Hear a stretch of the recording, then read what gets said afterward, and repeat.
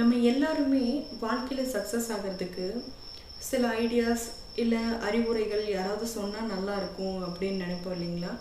அதை அந்த வெற்றி அடைஞ்சவங்களே சொன்னால் இன்னும் கரெக்டாக இருக்கும் இல்லைங்களா? அதுதான் உலகத்திலேயே நம்பர் 1 பணக்காரராக இருக்கக்கூடிய எலான் மஸ்க் அவரோட 5 சக்ஸஸ் மந்த்ராஸ் தாங்க நம்ம இப்போ பார்க்க போகிறோம்.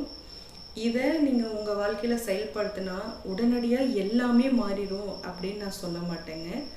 ஒரு 10%லேருந்து 15% வரைக்கும் மாற்றம் வரும்.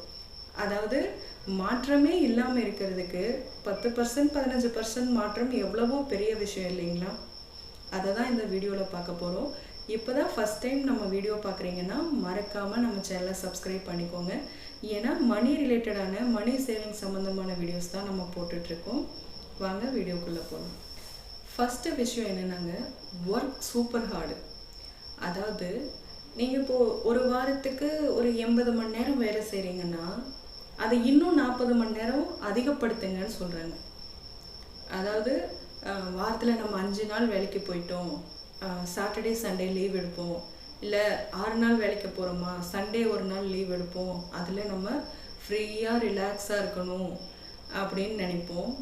ஆனால் அவரை சொல்கிறது என்னென்னா, சண்டே அன்னைக்கும் வேலை செய்யுங்க. சண்டே அன்னைக்கு இன்னும் நீங்கள் நல்லா வேலை செய்யலாம். ஏன்னா சண்டே அன்னைக்கு மற்றவங்க எல்லாருமே ரெஸ்ட் எடுத்துகிட்டு இருப்பாங்க. அப்போது வந்துட்டு உங்களுக்கு ஃபோன் காலோ உங்களுக்கு எந்த ஒரு டிஸ்டர்பன்ஸுமே அடுத்தவங்க மூலமாக வராது. அதனால அன்னைக்கு நீங்கள் வேலை செஞ்சால் இன்னும் நல்லா வேலை செய்யலாம் அப்படிங்கிறாங்க. அதாவது நம்ம வந்துட்டு ஒரு நாள் ரிலாக்ஸாக இருப்போம் அப்படின்னு நினைப்போம். ரிலாக்ஸ்னால் என்னென்னா, நம்ம எப்பவும் செய்கிற வேலையிலேருந்து மாறுபட்டு வேற ஒரு வேலை செய்கிறது தான் ரிலாக்ஸ் அப்படிங்கிறாங்க.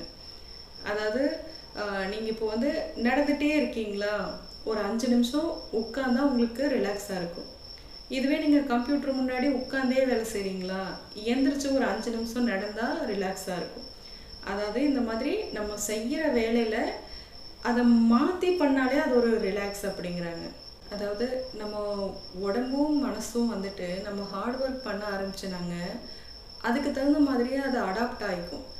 ஆனால் நம்ம கொஞ்சம் லேசியாக இருக்கணும்னு நினச்சோன்னு வைங்களேன், நம்ம உடம்பாகட்டும் மனசாகட்டும் அதுவும் அது ஒரு சோம்பேறித்தனமாகவே ஒரு லேசியாக ஒரு சேஃப் ஜோனுக்குள்ளேயே அதுவும் இருந்துக்கலாம். நம்ம சிவனேன்னு கொஞ்சம் நேரம் படுத்துக்கலாம், கம்முன்னு உட்காந்து டிவி பார்க்கலாம், இந்த மாதிரி தான் நினச்சிட்ருக்குங்க. அதுவே நம்ம ஹார்ட் ஒர்க் பண்ண பழகிட்டோன்னா நம்ம உடம்பும் மனசும் அதுக்கு தகுந்த மாதிரி மாறிக்கும். அதனால் ஹார்ட் ஒர்க் பண்ண முயற்சி பண்ணுங்கள்.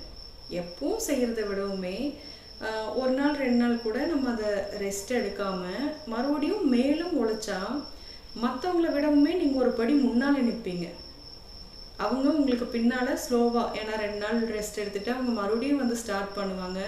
அப்போ அவங்க உங்களுக்கு பின்னால் இருப்பாங்க. நீங்கள் அந்த 2 நாள் லீவ் இல்லாமல் வேலை செய்யும்போது நீங்கள் அவங்கள விடவுமே ஒரு படி முன்னால் இருப்பீங்க. அப்போது சக்ஸஸ்ங்கிறது உங்களுக்கு சீக்கிரமாகவே கிடைக்க வாய்ப்பு இருக்குது. செகண்ட் பாயிண்ட் என்னென்னா, எங்கே இருக்கும்போதே ரிஸ்க் எடுங்க. அதாவது நீங்கள் ஒரு 22 வயசு 23 வயசு காலேஜ் முடிச்சிட்டிங்களா, நீங்கள் அந்த வயசுலேயே துணிஞ்சு ஒரு விஷயத்த செய்யறதுக்கு முயற்சி பண்ணணும்.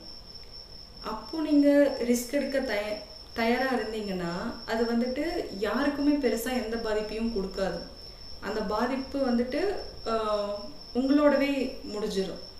இதுவே நீங்கள் அப்போ ரிஸ்க் எடுக்காமல் விட்டுட்டு கல்யாணத்துக்கு அப்புறம் எடுக்கலாம், இல்லை குழந்தை பிறந்ததுக்கப்புறம் ஒரு 30 வயசு 35 வயசில் எடுக்கலாம்னு நினச்சிங்கன்னா அது யாரையெல்லாம் பாதிக்கணும். அந்த ரிஸ்க்கு வந்துட்டு நல்ல விதமாக சக்ஸஸும் ஆகலாம், இல்லை வேறு மாதிரி ஃபெயிலியரும் ஆகலாம். அப்போது அந்த ஃபெயிலியர் வந்துட்டு உங்கள் ஃபேமிலியும் பாதிக்கும்.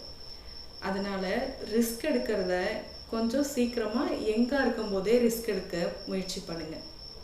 3வது பாயிண்ட், நீங்கள் வந்து எல்லா விஷயத்துலையுமே அப்டேட் ஆகிட்டே இருக்கணுங்க. எல்லா விஷயத்தை பற்றியுமே தெரிஞ்சிட்டே இருக்கணும். அதாவது நீங்கள் ஒரு விஷயத்தை பற்றி நீங்கள் தெரிஞ்சுக்க போனாலே அந்த விஷயம் இன்னொரு விஷயத்துக்கு கூட கனெக்ட் ஆகும். அப்போது நீங்கள் அந்த விஷயத்தையும் தெரிஞ்சுக்குவீங்க.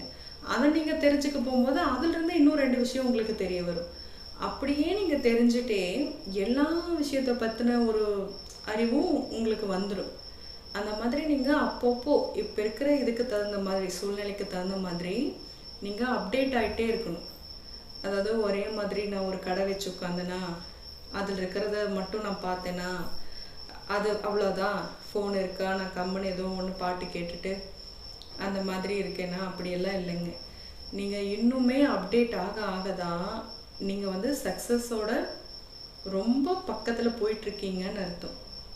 அதனால் எப்போவுமே அப்டேட்டடாக இருக்க பாருங்கள். அடுத்து ப்ராப்ளமை சால்வ் பண்ணுங்க.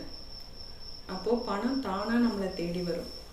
அதாவது இப்போது பெட்ரோல் போட்டு தான் கார் ஓட்டிகிட்டு இருந்தோம்.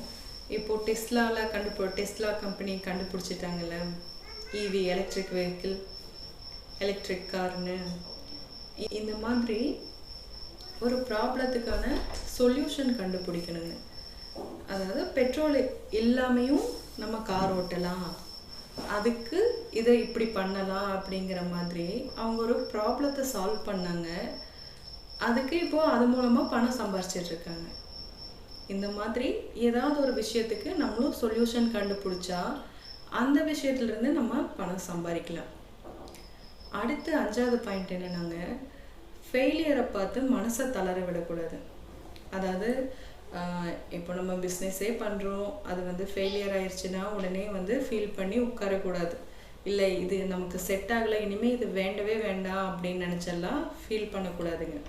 அதாவது அதிலிருந்து நம்ம ஒரு விஷயத்தை கற்றுக்கணும்.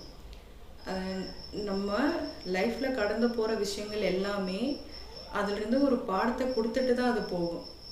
அந்த மாதிரி நீங்கள் இப்போது ஒரு பிஸ்னஸ்லேயே இந்த மாதிரி ஃபெயிலியர் ஆகிட்டா கூட அதில் நீங்கள் என்ன தப்பு பண்ணீங்கன்னு நீங்கள் கண்டுபிடிக்கணும்.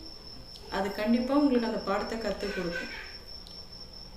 இப்போது பிஸ்னஸில் பார்ட்னர்ஸ் இருக்காங்கன்னு வைங்களேன், அவங்க வந்து உங்களை ஏமாற்றிட்டாங்களா, இப்போது அதுலேருந்து நீங்கள் ஒரு விஷயம் கற்றுட்ருப்பீங்க.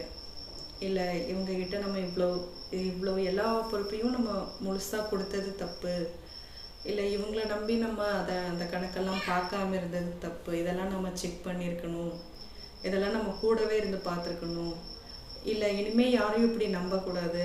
இந்த மாதிரி அதுலேருந்து ஏதாவது ஒரு பாடத்தை கற்றுக்கணும். இல்லை இப்போ நீங்கள் உங்கள் கம்பெனிலேயோ இல்லை ஒரு கடையிலையோ வேலைக்கு ஆள் வைக்கிறீங்களா, அங்கே யாருமே அவ்வளோவா வர்றாங்க, 10 நாள் இருக்காங்க, வேலை வேண்டான்னு போயிடுறாங்களா, அப்படி இருந்தீங்கன்னா உங்களுக்கு வேலைக்கே ஆள் வச்சுக்க தெரியலன்னு அர்த்தம். அதை கரெக்டாக கொண்டு போக தெரியலன்னு. அப்போது அதிலிருந்து நீங்கள் ஒரு விஷயத்தை கற்றுக்கணும். இந்த மாதிரி எந்த ஒரு விஷயமா இருந்தாலும், அது ஃபெயிலியராகவே இருந்தாலும் அதிலிருந்தும் மனசை தளர விடாமல் ஒவ்வொரு விஷயத்தை கற்றுக்கிட்டு நீங்கள் அடுத்து சக்ஸஸை நோக்கி பயணிக்கணும். எலான் மஸ்க் சொன்ன இந்த 5 விஷயத்தையும் நீங்கள் உங்கள் லைஃப்பில் நடைமுறைப்படுத்த பாருங்கள். கண்டிப்பாக உங்களுக்கு ஒரு மாற்றம் தெரியும். மிடில் கிளாஸ் பெரிய தவறு பண்ணுறீங்கன்னு ஒரு வீடியோ போட்டிருக்குங்க. அந்த வீடியோவோட லிங்க்கை நான் கமெண்ட் பாக்ஸில் கொடுக்குறேன். உங்களுக்கு டைம் இருந்தால் அந்த வீடியோவையும் மறக்காமல் பாருங்கள்.